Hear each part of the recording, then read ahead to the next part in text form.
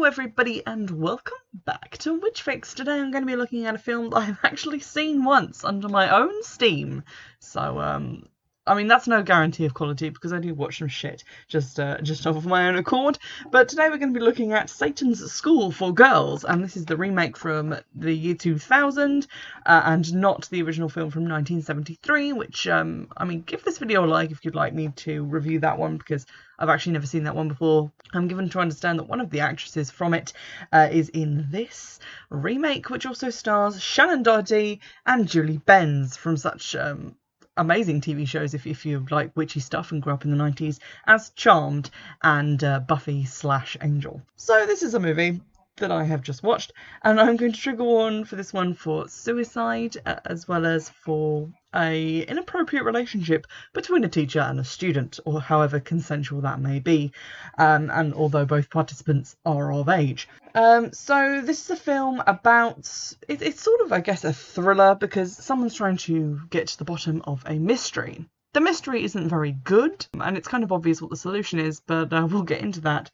as we go on. So the film opens with some operatic music and some camera flying around the school where this all takes place, and there is a big pentacle on the ground inlaid in bricks somewhere, and we see a girl running out of the school pursued by a random goth.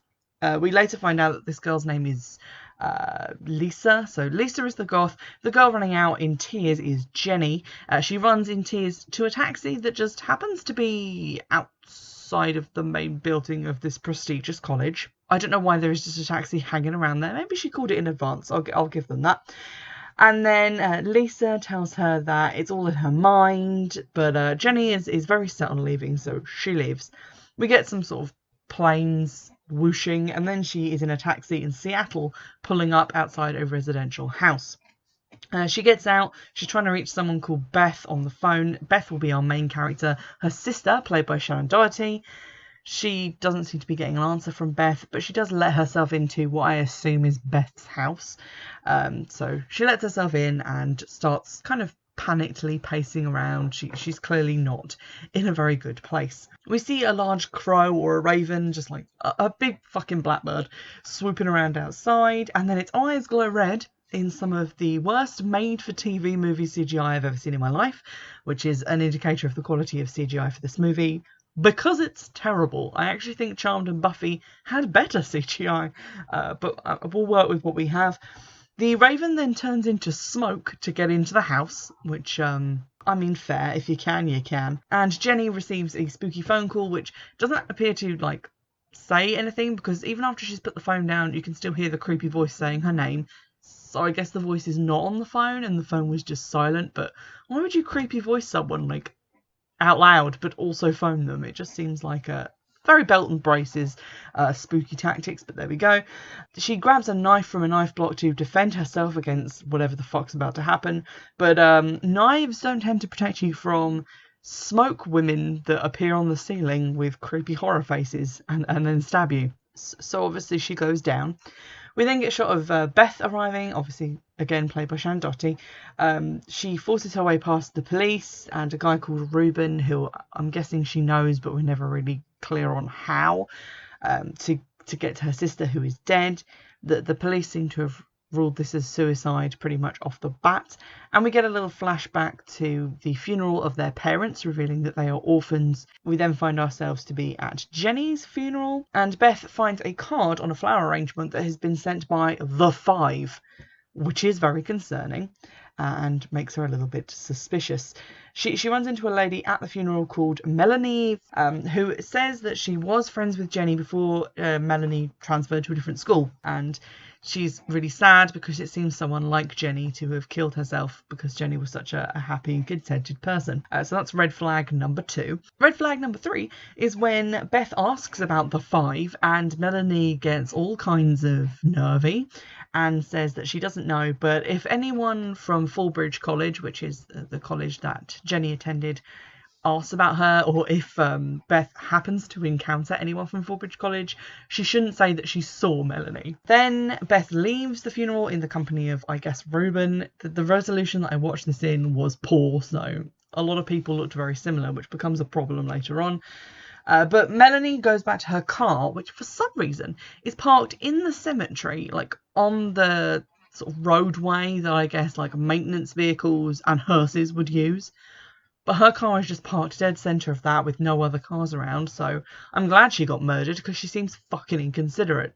But yeah, she gets swooped by one of the scary birds, so she gets into her car and is like, oh no, I'm in my car. But unfortunately her car's a fucking convertible with the lid down, so obviously she gets murdered. We then see Beth has found out about this death, which has been attributed to a heart attack, even though Melanie is 21, which is suspicious. And she wants to go and investigate what happened to Jenny and what may have also happened to Melanie. So her friend gets her some fake IDs so that she can enroll in Fallbridge College under a fake name. But I'm going to keep calling her Beth. She then fills out an application, and in the next shot is shown to be arriving at this very prestigious looking college, this great big building. It looks like something out of like fucking Harvard, or it's just very fancy. So I'm guessing she made up a bunch of stuff to be able to get into this college, but it seems like it would take more than a fake ID and a paper application to just get in the middle of the year. On the steps, she gets asked to sign a petition. I will point out that she has parked right in front of like the main building on campus, where again there are no cars around. So people just park like arseholes in this film. It's just ridiculous. But she gets asked to sign this petition, so she decides to sign the petition. And while she's doing so, a note is dropped onto the clipboard, and she looks around, cannot locate the person or persons who dropped it, but it says, "Come and meet us," or something from the 5. Obviously, instantly her weird shit radar is going off. She then goes to student services, I guess to do all that enrolment shit, and meets a guy called Mark, who is going to be the love interest because he has a great big square head and that sort of 90s fuckboy haircut. He apparently attends the boys' college, but works in the student information office here for some reason. She then meets the dean, who reveals that she is also a graduate of Fallbridge College, and the dean is played by Kate Jackson, who was in the original movie. She asks the dean about the suicide, and the dean just says a bunch of vague shit about how Jenny was troubled and lonely, but that everyone else at the school is super close. So obviously both things can't be true. She can't be a happy-go-lucky student and a moody, depressed loner. So someone's telling porkies here, and it's probably not Melanie, because Melanie's dead. So again, we've got some red flags pretty early. She meets her new roommate Alison, who is played by Julie Benz, and Paige, who is played by Taraji P. Henson, who lives down the hall but comes in to borrow Alison's clothes a bunch, I guess. Later on at lunch, they do the standard, "This is where the popular kids sit, and this is where the art kids sit" thing from Mean Girls, but they point out the goth girl Lisa, who used to be Jenny's roommate and who Jenny started hanging out with and then became weird.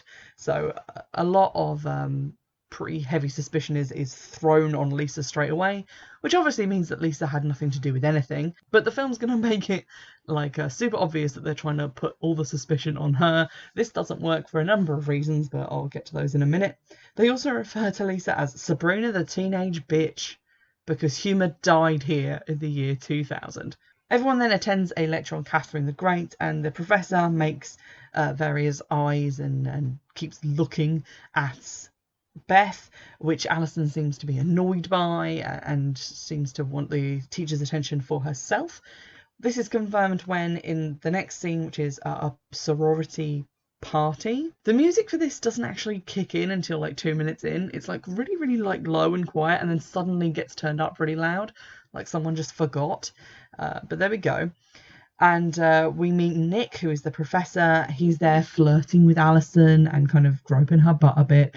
But he's also flirting with Beth and seems to be interested in her. So I get the feeling he's kind of a lech who just wants to move on to new history major totty, or whatever we're calling it. Paige expresses anger at the racist sorority, which seems to be made up of just entirely white blonde girls, which is a problem, again, later in the movie with telling people apart. We don't really get a huge amount of character building on Paige, but we do get a little bit, as we do with Alison. Beth then tails 2 goths, one of whom is Lisa, from the party. I don't know what kind of sorority it is that is only recruiting blonde clones, but also allows goths to attend their parties. I don't know a lot about American college, but I mean, that just seems weird. She follows the two goths back into the dorms and then just goes into Lisa's room for no real reason, sees a picture of her with Jenny, but is then caught by Lisa, who is quite aggressive, and says that she thinks she recognises Beth from somewhere. It's never revealed where this might be, but I mean, maybe a photograph that Jenny had in her room? Unclear. Beth is then later in the bathroom, where there's flickery lights and drippy showers and basically everything out of the How to Write University Themed Horror 101 handbook, when a shadow of a wolf passes over the wall behind her and seems to turn into Lisa. Lisa then has this weird dagger, which is kind of like handle that goes along your fingers and then the blade comes out between them, sort of like reverse brass knuckles but with a knife. I'm not explaining that well, but she drags this up and down Beth's arm a couple of times while Beth is asleep, apparently just for shits and gigs, then cuts her hand and seems pleased when the hand just heals itself right away. Again, this dream proves confusing within the wider context of the movie. The next day, Alison and Beth walk past the old Students' Union, which has been closed for 20 years, and it is somehow just allowed to sit there with broken windows, marring this fucking Ivy League landscape that they've got going on, but okay. Alison then asks Beth if she would date the professor, and they have a little conversation about how Alison is dating the professor, and Beth is not interested. A bird, meanwhile, watches them from the Student Union, and then Beth describes the dream of Lisa cutting her that she had the previous night, which... was it a dream? Was it real? Unclear. She says that she never really dreams anymore, so this dream is kind of an oddity. And then Alison reveals that Jenny was actually seen with Lisa before leaving, and then after she left, Lisa also vanished for several days.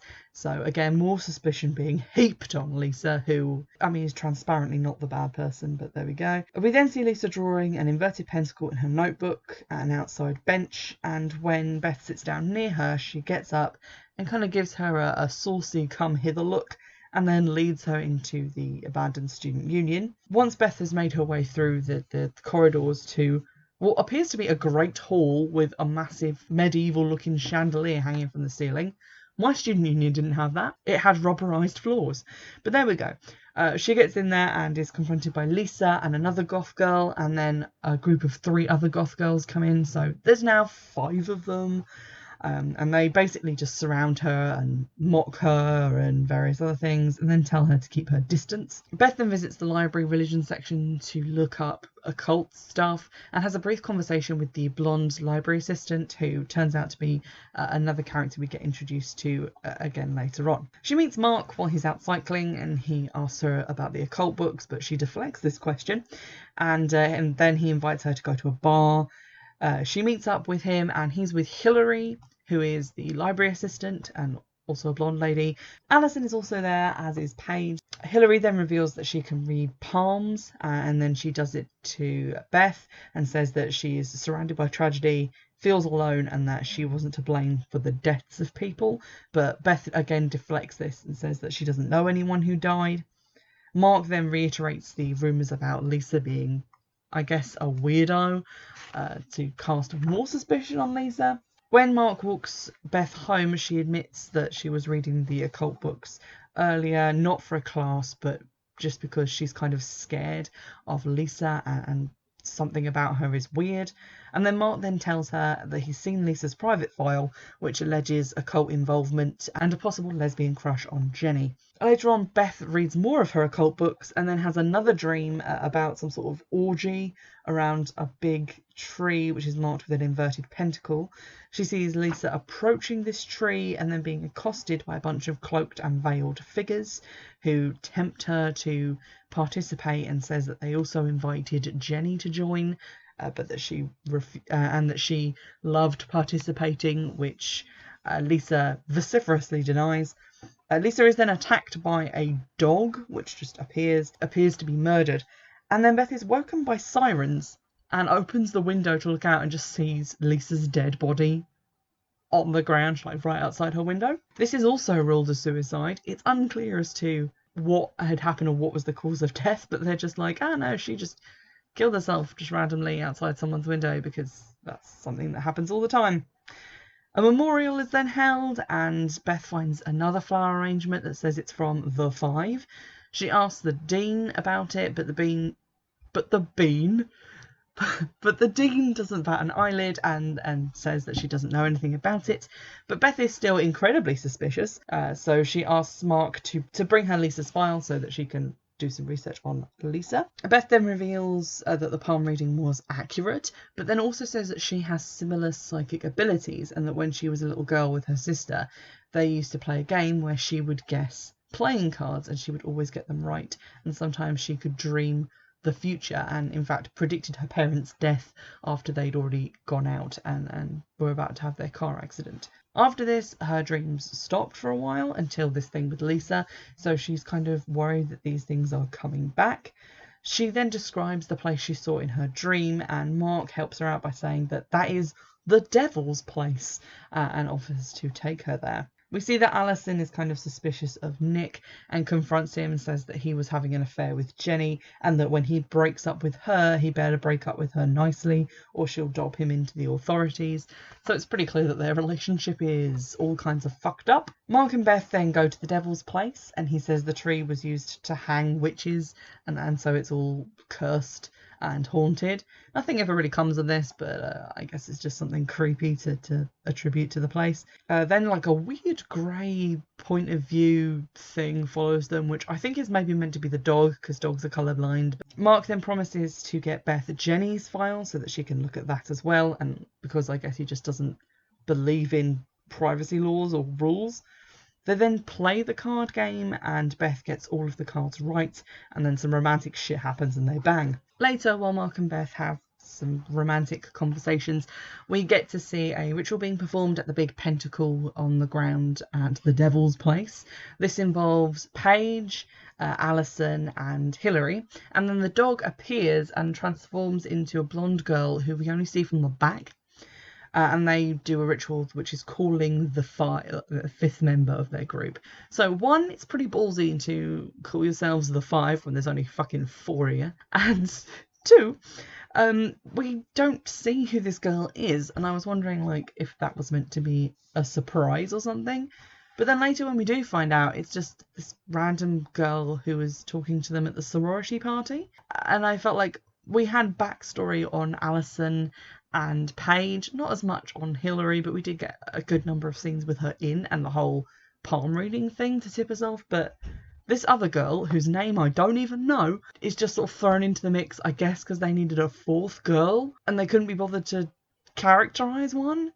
So that's kind of a really big letdown, and you don't find out who she is until the end. You just kind of see her from the back or from really far away, and it's not even a mystery, it's just shite and confusing. Beth then goes to do some kickboxing at the gym, because I guess if you hire Shannon Doherty, you want a scene where she does kickboxing, because that's cool. But she's approached by Professor Nick again, and he hits on her, and she tells him basically to fuck off again. But Alison sees this and gets incredibly jealous. She then confronts Paige and Hilary, who are the only 2 there when this confrontation takes place. Like, the blonde girl isn't even in half of these scenes. It's just the 3 of them, so she might as well just not be in the fucking movie. I'm sorry, I'm just getting annoyed. But she says that she doubts that Beth is the one, and all this other stuff. And it's clear that she's just really jealous of Beth because her sleazy professor is hitting on her. Hilary also points this out, so Hilary is my hero. They clearly know who she really is because they talk about her fake ID, and Alison leaves clearly annoyed. Beth then sees a black and white picture of 5 girls together on the steps of the college, and the professor comes up to her to, I guess, just shoot his shot for the 3rd time, and he says that that's a Fallbridge mystery and that it's a secret society called the Five. He reveals that the legend of this society goes that in each generation a Slayer is born. No, I'm just kidding. In each generation at the university there are 5 girls who are chosen, and they go on to become powerful women in the future. For example, the girls in the picture are now stock market executives, real estate moguls, a widow of 3 millionaire husbands, a senator, etc, etc. He says that he's been researching this for a long time, but only has like a page and a half of research because it's obviously incredibly mysterious. But then he says that the five are tied to the dark side and they have shape-shifting powers where they can change into dogs and birds. I'm like, you seem to know a lot for a guy who just said that he doesn't know anything. He invites her to see his etchings, research, in his classroom that night and says it's fine because Alison will also be there. I'd be afraid that Alison would just rip her face off as soon as she saw you, but Beth agrees to meet up with him in the classroom so that she can see his page and a half of research. Beth then goes to see Mark and she overloads a desk lamp and the bulb explodes, and then she explains to him that when she came into the room and thought that she would turn the light on, it just turned on by itself, and then she illustrates this again by doing it to another lamp. He says he can't believe how strong she's getting, stronger than they think. And then when she's like, that's a really fucking ominous thing you just said, he goes like, oh no, I was just talking about myself and blah, blah, blah, and backpedals terribly and then leaves suddenly. So he's not good at subterfuge. He then goes straight to the Devil's Place to meet Paige, who reveals that basically he was meant to encourage Beth to use her powers, which is, I guess, why he got her to play the card game and demonstrate this light bulb thing. But aside from that, he hasn't done a huge amount. And that he was also, I guess, meant to seduce her and guide her into doing whatever they wanted. Paige then kind of makes insinuations that he's been promised whatever he wants from, I guess, the devil for helping them in this plan, but that he's also been getting it on with the witches previously, so he's involved in all kinds of shit. But then he doesn't leave. All that happens is that Hillary and Alison walk into the clearing behind Paige. Then Paige's eyes glow red and she force pushes him into the tree, where he then falls down with some blood on his temple. So I assumed he was unconscious, but later he is revealed to be dead. This is sort of like that thing that happened in Witchcraft 2, where it's like, oh, he'll get over that in a minute. No, called that wrong. He's dead though. Beth goes looking for Mark, and Hillary tells her that he actually left early because he was ill, and then when she calls him, one of the witches impersonates his voice on the phone to say that he's ill and is staying at home. I say one of the witches because I was fairly certain that it was Alison, aka Julie Benz, but they're in profile, and I was watching this on YouTube with terrible resolution, so all I can tell you is it was a blonde woman, and there are 3 of those, so one of those 3 women. The 4 then are seen in a ritual to invoke Satan to call the 5th to them. I don't know why we're seeing this again, because I feel like we already did this scene. We then see Beth lighting a candle with her mind, and then manipulating the flame to kind of grow really tall and then lean in different directions. This is probably the best looking bit of CGI in the movie, and it still looks like utter shite. So that's kind of disappointing. She then goes to see Professor Nick, who tries to seduce her again, because he's just an oily little prick. And he says that he doesn't even love Alison, so, that's kind of come back to bite him on the ass, which it does. Then she tells him again to fuck off, and as she's leaving, a lightning storm starts, and she bumps into Alison. Alison asks her if she was there to see the professor, to which she responds that no, she doesn't like him, and that Alison can do better. Obviously, Alison gets kind of bitchy at this point and says that she just saw Mark with some girl going to the Devil's Place. So obviously Beth hotfoots it up there pretty darn fast because she's predictable. Alison then confronts the professor and basically says that she knows he's going to end things with her, but they can have sex one last time.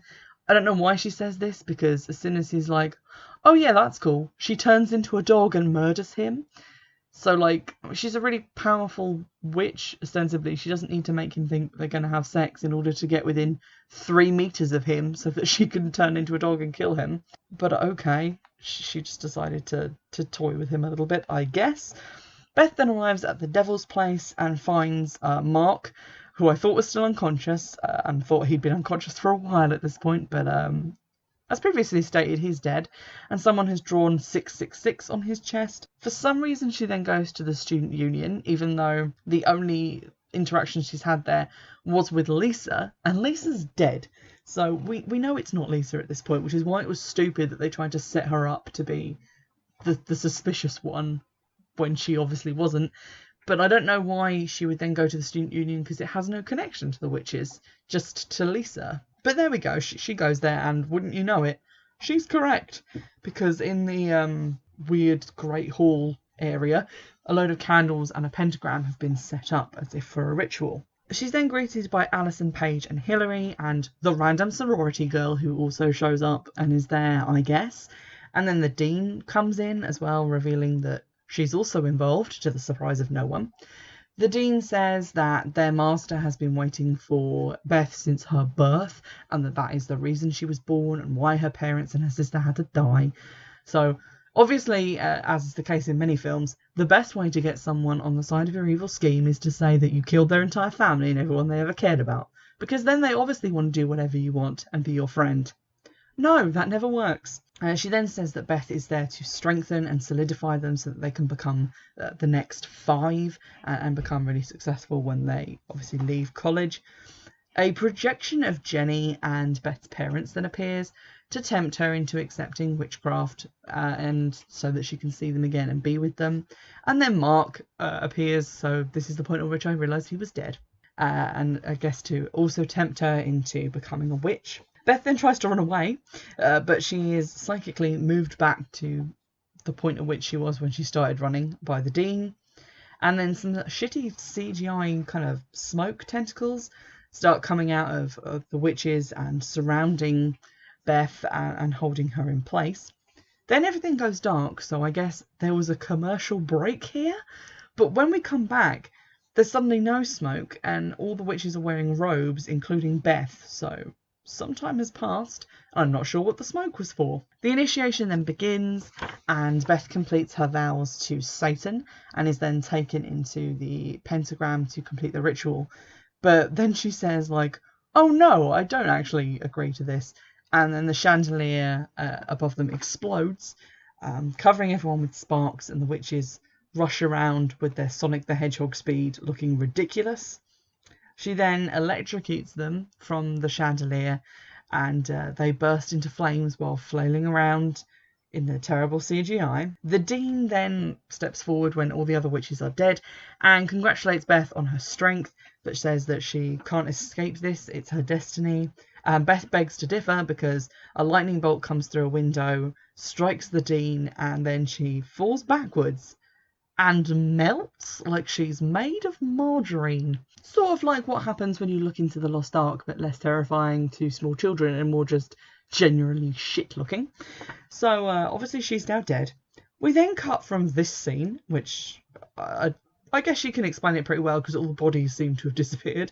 But we cut from that to the bright sunlight of a brand new day back at Beth's house, where she is holding a baby and saying farewell to a guy who I guess must have been Reuben or just some other rando that she married who had an incredibly square head and some brown hair.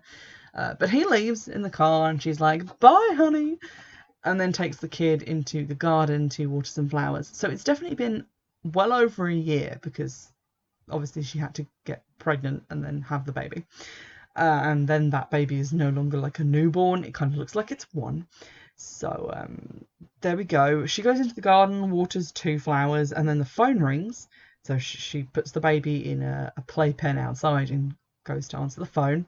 It's the random husband guy who just called her 2 minutes after he left, I guess to distract her because the end of the movie needed to happen. But while she's talking to him, Beth looks outside and sees the blackbirds have gathered and they shine their terrifying CGI red eyes. And then we get some like zooms in on her face while she looks shocked and afraid. And then the movie ends. So I guess she couldn't escape her destiny because the birds found her. The birds found her. I don't think this is a terrible film by any means. It's just kind of a little bit dull. It's kind of predictable. You can really see what's going on. Although it tries to pull the thing of the gothic girl group of 5 girls, you kind of know it's not them because they're relatively unknown, whereas the other girls, aside from blonde girl who I don't know who the fuck she was, are played by more well-known actresses who have more screen time and who seem to be weirdly nice to the protagonist as soon as she shows up. So obviously there's suspicion on them. The whole idea of this sort of witchy pact, it kind of reminds me of The Initiation of Sarah, which I reviewed a while ago. But what I liked about that film is that Sarah at the end embraces her powers and uses them for good instead of for evil. So it's not a question of witchcraft being evil, it's just a question of whether she is going to use those powers for good or ill.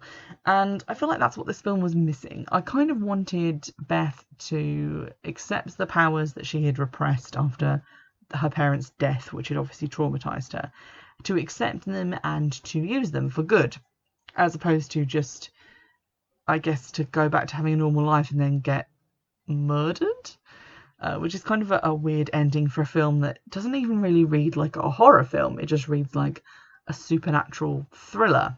So it didn't really need like the end scare, if you see what I mean. But overall, it's quite a well-acted film. There are a couple of shaky spots, but none of them are like the main characters. And there's a decent amount of witchy stuff in it. It's just kind of a little bit made for TV and a little bit schlocky in some places. And the wise-ass dialogue of some of the characters is not as clever as I think the writers maybe thought. But it's an okay film. I would still say that Initiation of Sarah is better because it has a little bit more witchy content and a little bit less focus on witches are evil and they work for Satan, which I think is a weird choice for a movie featuring like leads like Shannon Doherty and Julie Benz, who have played these like characters, like especially Shannon Doherty from Charmed, from a more modern perspective of witches being the good guys, to then make a film in the year 2000 about witches being evil and devoted to Satan. It's just kind of an odd choice. But there we go. It's an okay film. You can watch the full thing on YouTube, and as usual, when I have to watch a film on YouTube because I can't find it elsewhere, I link it to a favourites playlist so that you guys can, if you're following the podcast over on YouTube, access the version that I watched and have a look at that. And if you want me to look at the original movie, the 1970s version, that could be fun. So give this video a like if you would like to see that, and I will get around to watching it forthwith. In the meantime, I hope you like this review, and I'll see you in the next one.